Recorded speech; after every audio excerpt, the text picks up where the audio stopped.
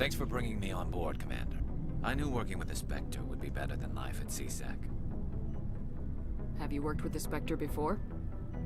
Well, no, but I know what they're like. Spectres make their own rules. You're free to handle things your way. At CSEC, you're buried by rules. The damn bureaucrats are always on your back. Being a Spectre does have its advantages. Exactly my point. If I'm trying to take down a suspect, it shouldn't matter how I do it, as long as I do it. But CSEC wants it done their way. Protocol and procedure come first. That's why I left. So you just quit because you didn't like the way they do things? There's more to it than that. It didn't start out bad, but as I rose in ranks, I got saddled with more and more red tape. CSEC's handling of Saren was typical. I just couldn't take it anymore. I hate leaving. I hope you made the right choice. I'd hate for you to regret it later. Well, that's sort of why I teamed up with you. It's a chance for me to get off the Citadel, see how things are done outside CSEC. Either way, I plan to make the most of this. And without CSEC headquarters looking over my shoulder, well, maybe I can get the job done my way for a change.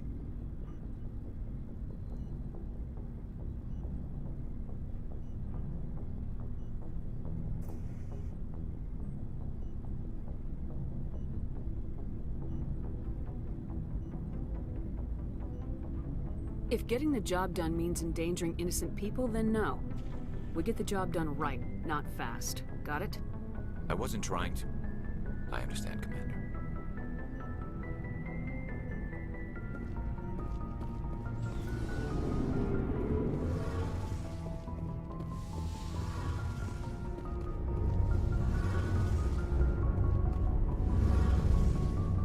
Hey, Commander, you know that Quarian, Tali?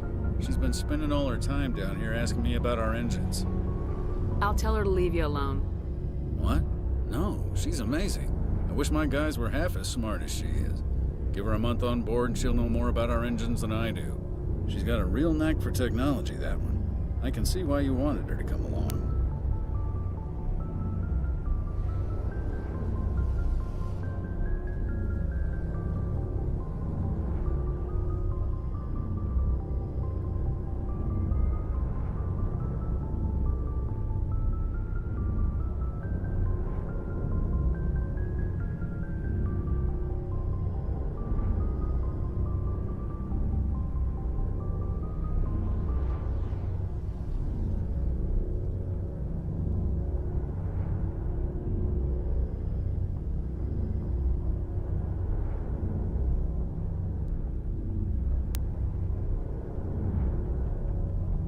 I figured she'd be a real asset to the team. You got an eye for talent, Commander, but I'm guessing that's not why you came down here.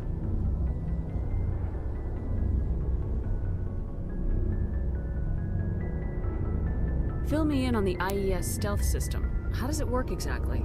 You can't hide a ship out in space. They emit too much heat and radiation. Too easy for sensors to pick them up, unless you find a way to capture those emissions. So our stealth systems trap the energy we give off in storage sinks built into the ship itself. No emissions to give away our location. Eventually the sinks have to be vented. More than a few hours silent running and they overheat. Cook us inside our own hull. There's no way for anyone to detect us? A visual scan can still pick us up. Anyone looking out a window can see us plain as day. But you have to be pretty close to get an actual visual out in space. Most vessels rely on scanners. As long as the stealth systems are engaged, they can't see us. Not unless we accelerate to FTL speeds. Why doesn't it work with faster-than-light travel? Cranking up the FTL blue shifts our emissions, pushes them into frequencies too high to capture in the sinks. As soon as we make the jump, it's like setting off a flare.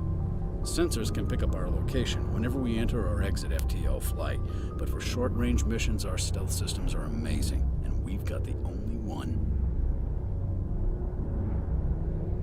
Where else have you served, Adams? If you name a class of Alliance ship, I've probably served on it. Everything from dreadnoughts and carriers right down to frigates like the Normandy.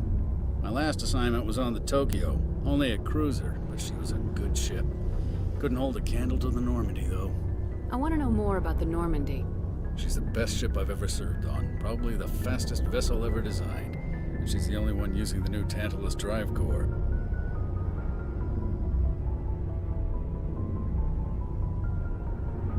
What's so special about the Tantalus drive core?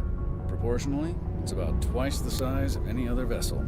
Not only are we faster, we can run at FTL speeds longer before we have to discharge the core.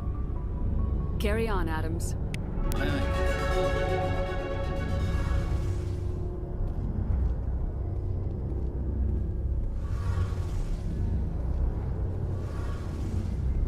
Your ship's amazing, Shepard. I've never seen a drive core like this before. I can't believe you were able to fit it into a ship this small. I'm starting to understand why you humans have been so successful. I had no idea Alliance vessels were so advanced.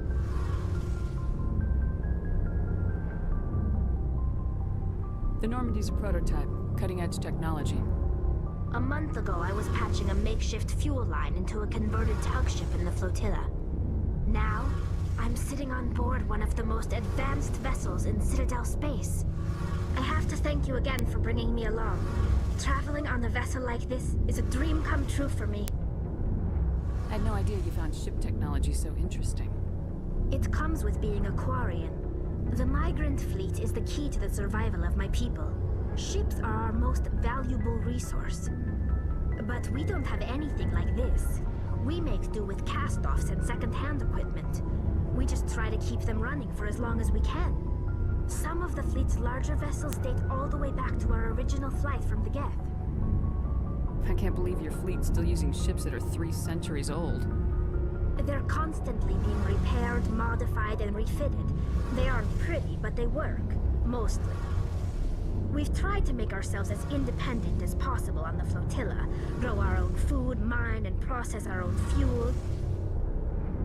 But some things we just can't make on our own.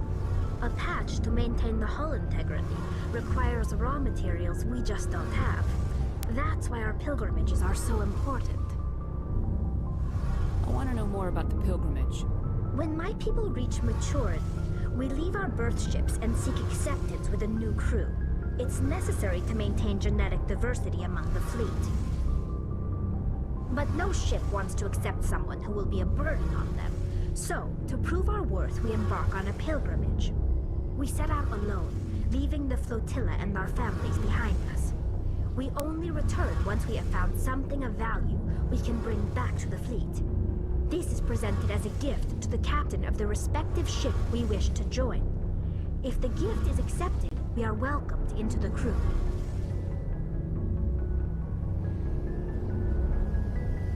Can a captain choose to reject the gift? That doesn't happen often. Most captains are eager to increase the size of their crew. It increases their own standing in our society. Even when a gift is not particularly valuable, the captain usually accepts it out of a sense of tradition. However, there is a stigma to presenting a substandard gift. It's not the best way to make a good impression on a new community. Most pilgrims don't return until they find something worthwhile.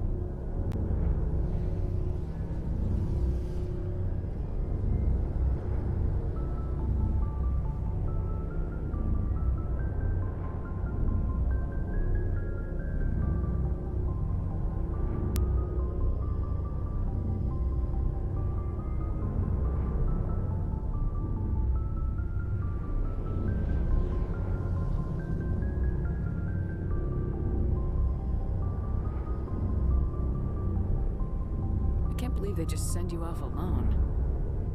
It's not like they just cast us out. Before we leave, we are given lessons in how to survive outside the flotilla, and given gifts to help us on our journey. We also receive implants to fight off sickness and disease. Generations of living in an isolated and highly controlled environment have left our immune systems weaker than most.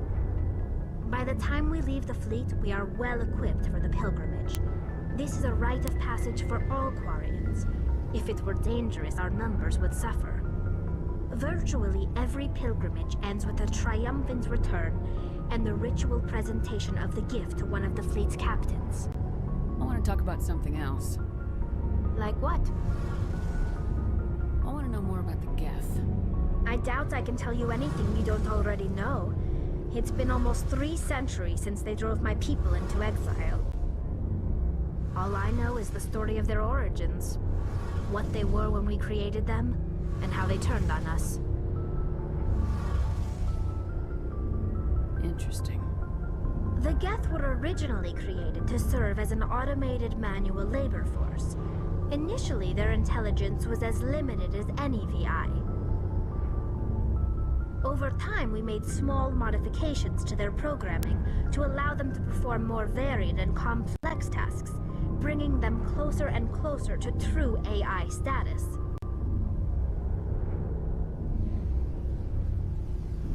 How come the Council didn't step in and stop you? This wasn't true AI research. We may have been skirting the bounds of the law, but we never did anything that was actually illegal. The changes were so insignificant, so gradual, that we were able to control them. Or so we thought. But one thing we underestimated was the power of the neural network. A million Geth thinking simultaneously created an inherently unstable matrix. So the Geth share brainpower? Many of the Geth's logic systems were designed to work in concert with other nearby Geth. Basically, the more of them you have in the group, the smarter they are. So there's some sort of group consciousness? No, nothing like that. They cannot share sensory data or information. Their programming cannot handle that much simultaneous input. Each Geth maintains an individual awareness and identity. The neural network only operates on a process-based level. It's basically the synthetic equivalent of a subconscious. But when they're in close proximity, they can coordinate low-level functional processes, freeing up more capacity for original or independent thought. That doesn't make any sense. I'm probably oversimplifying. The Geth are incredibly advanced and complex creations. All you need to know is that they get smarter when they gather in large numbers. As we built more and more Geth, their effective intelligence became more sophisticated, more abstract. One day, a Geth began to ask its Quarian overseer questions about the nature of its existence. Am I alive? Why am I here? What is my purpose? As you can imagine, this caused a near panic among my people. What did you do? It was inevitable the newly sentient Geth would rebel against their situation. We knew they would rise up against us, so we acted first. A general order went out across all Quarian-controlled systems to permanently deactivate all Geth. The Geth responded to this order violently. You didn't really think they'd just let you destroy them without a fight, did you? The hope was that most of the Geth would still be little more than machines, incapable of organized resistance. But they had progressed much further than anyone anticipated. The war was long and bloody. Millions upon millions of Quarians died at their hands. In the end, we were forced to flee our own homeworld. We feared the Geth would pursue us, but they never came beyond the Veil. Now we drift through space, exile searching for a way to reclaim what was once ours. It's hard to feel sorry for you. Your ancestors tried to wipe out another species.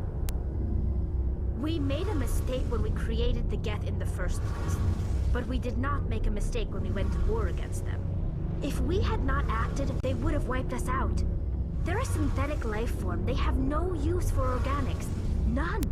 Why do you think they cut themselves off from the rest of the galaxy?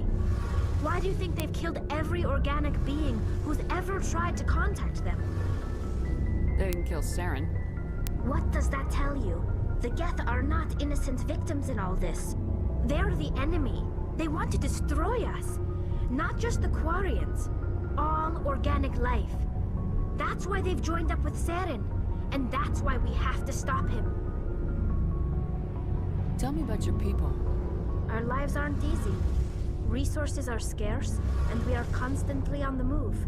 Everything we do must in some way contribute to the continuation of the migrant fleet. There are 17 million Quarians in the flotilla, and each of us relies on the others for survival. The bonds among my people are strong. Unfortunately, we have had to surrender many of the freedoms and civil liberties other species take for granted. What kind of freedoms? Well, it's illegal for parents to have more than one child. If our population grows too much, it would strain our resources to their breaking point. Of course, we also can't allow our numbers to become too few.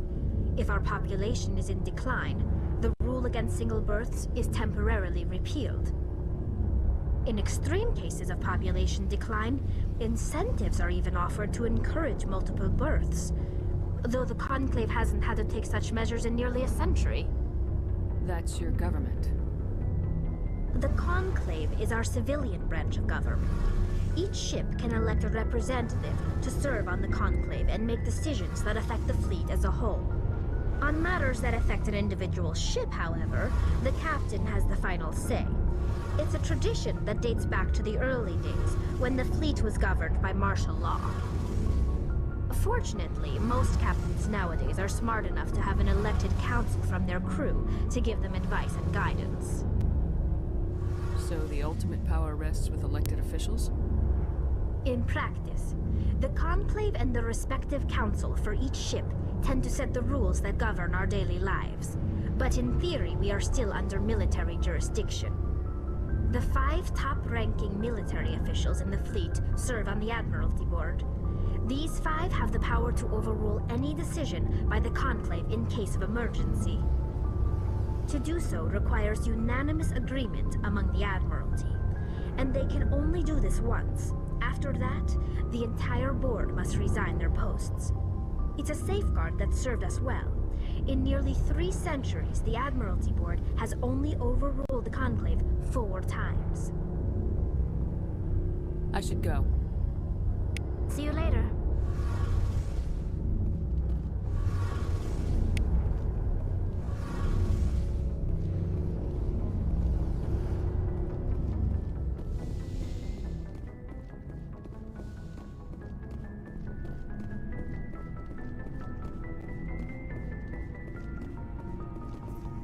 Commander?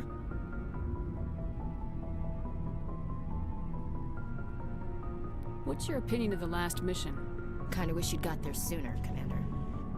No offense, I appreciate the rescue. I just wish...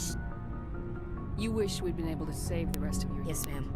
If I had been more alert, we wouldn't have been cut down by an ambush. The answer seems plain enough to me. Be more alert. Aye, aye, Commander. I'll make sure it doesn't happen again. Do you have a few minutes to talk? One-on-one? I'm sorry, Commander. I need to get my duty squared away.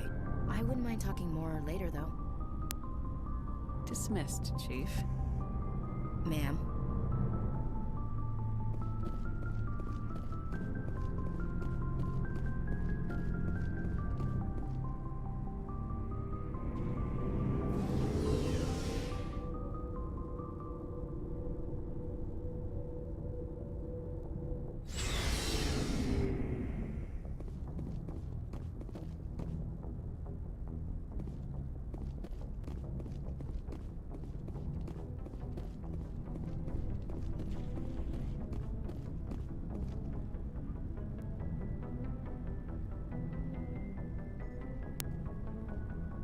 Anything you need, Commander? Just trying to get a sense of where the crew's at. Thoughts? I've wasted enough of your time for now, Commander. We'll have time for personal debriefings later. We'll talk another time, Lieutenant. Commander?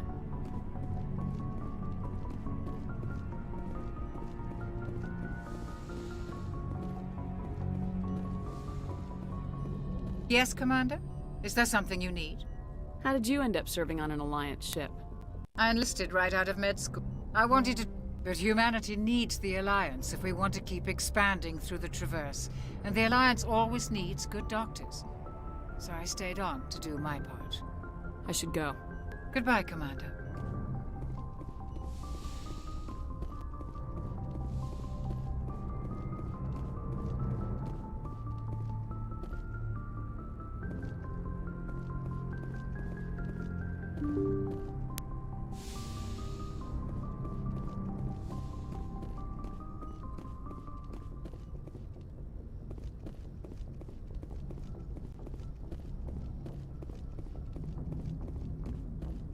Commander, something you need?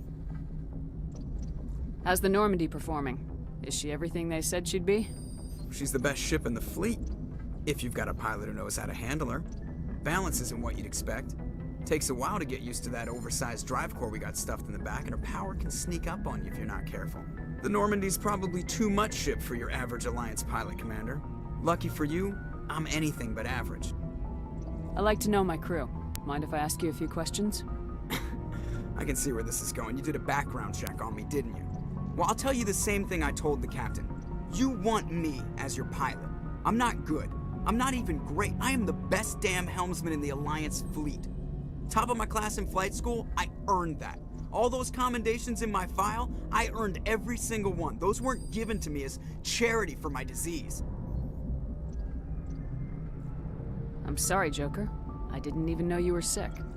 You mean you didn't know? Oh, crap. Okay, I've got Vrolik syndrome, brittle bone disease. The bones in my legs never develop properly. They're basically hollow, too much force and they'll shatter. Even with crutches and my leg braces, it's hard to get around. One wrong step and crack! It's very dramatic, but I've learned to manage my condition, Commander. Put the Normandy in my hands and I'll make her dance for you. Just don't ask me to get up and dance unless, you like the sound of snapping shin bone. Why does everyone call you Joker? It's a lot shorter than saying Alliance Flight Lieutenant Jeff Moreau. Plus, I love to make little children laugh. I was just thinking how much you remind me of Santa Claus. Look, I didn't pick the name. One of the instructors in flight school used to bug me about never smiling. She started calling me Joker, and it stuck.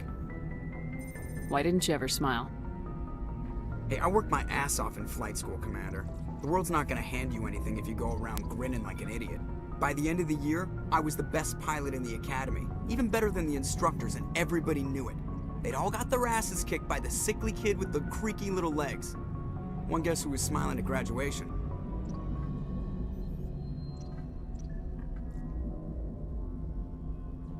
I need to know more about this Vrolik syndrome if I'm putting my ship in your hands. Yeah, of course you do. It's an extremely rare condition. Nobody knows exactly what causes it. Genetic, maybe. It's treatable, but there's no cure. They classify my case as moderate to severe. I was born with over a dozen fractures, hip, thighs, ankles. My bones were already breaking in the womb. 100 years ago, I wouldn't have survived past my first year. Lucky for me, modern medical science has turned me into a productive member of society. You're not gonna break a bone trying to fly the ship, are you? I don't fly with my feet, Commander, so I'm fine as long as I'm in this chair. I gotta be real careful when I get up to take a piss, though. I can do my job as well as anyone on the ship. Better, actually. So don't worry about it. I have to go. All right, see ya.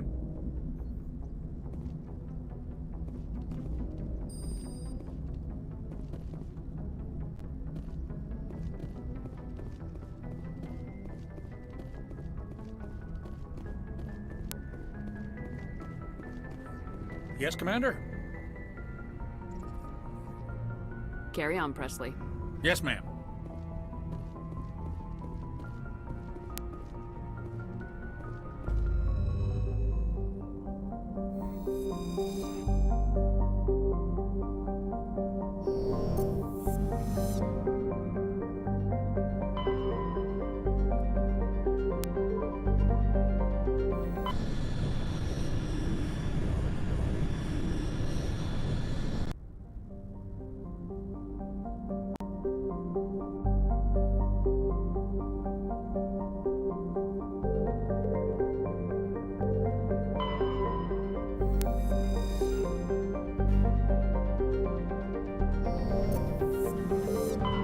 Message coming in. Patching it through. General distress call from the Sacred Angel Medical Transport. Critical system failure. Losing power. Emergency landing. Argos. Communications failing. Life support and emergency transponder. Won't last. Please hurry.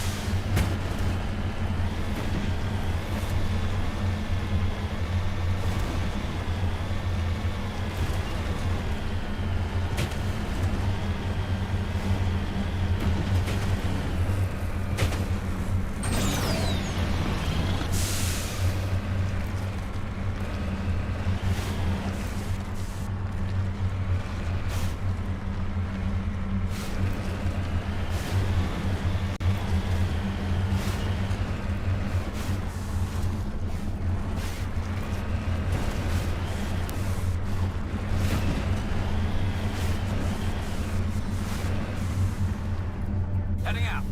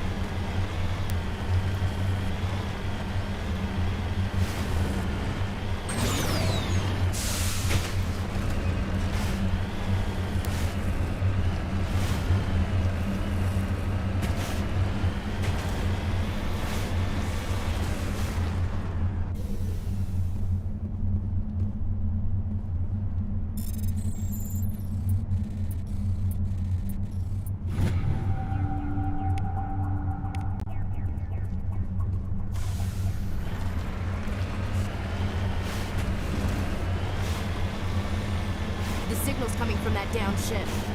Careful, Commander. I've got a bad feeling about this. Careful! It's a trap.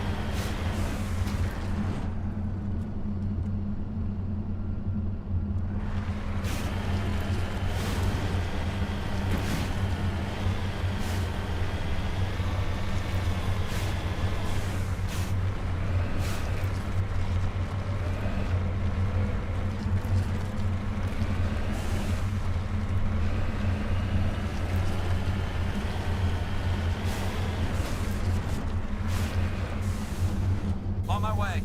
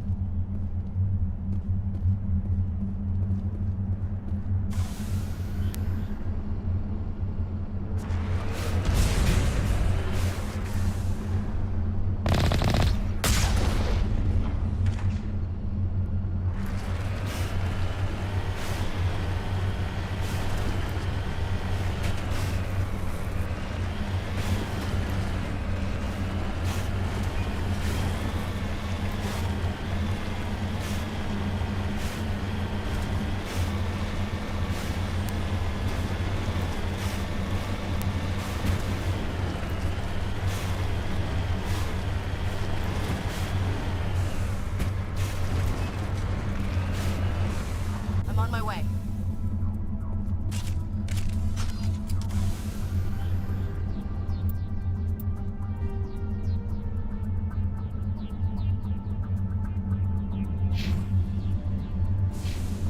Got it.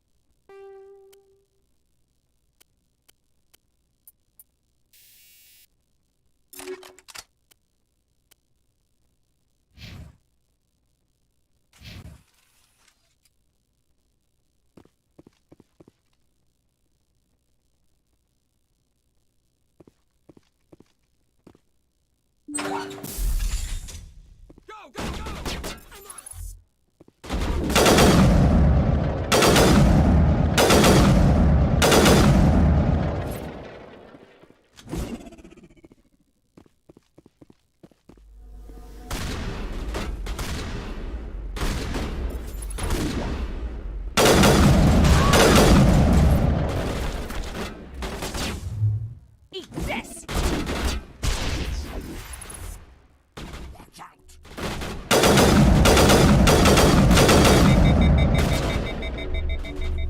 Stray dog.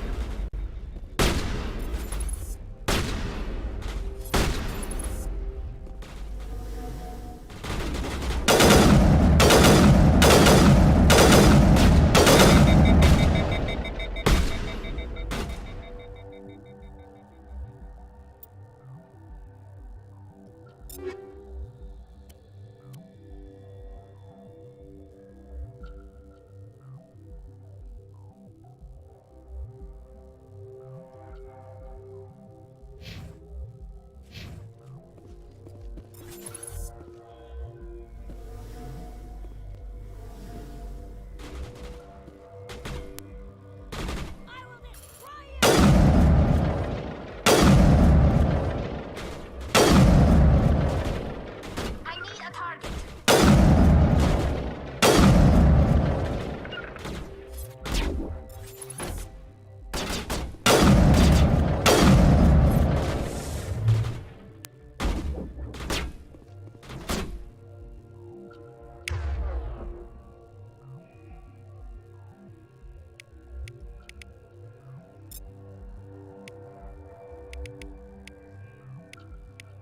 Can't get an angle.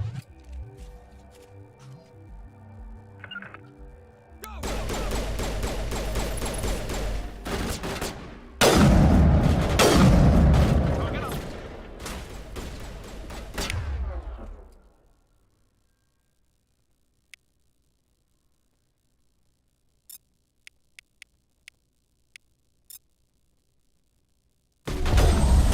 I can't get a lock.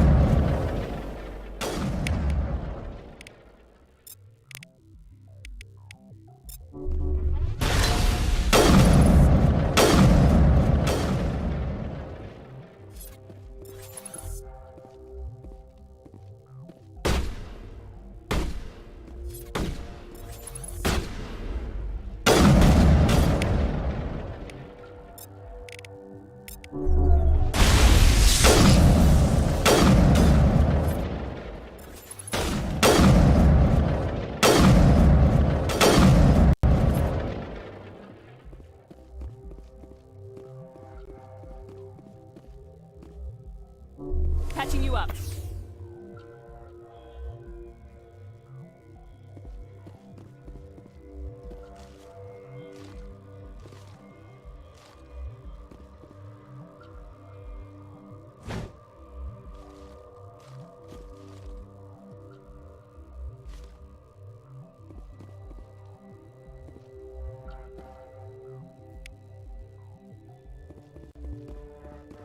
You must die!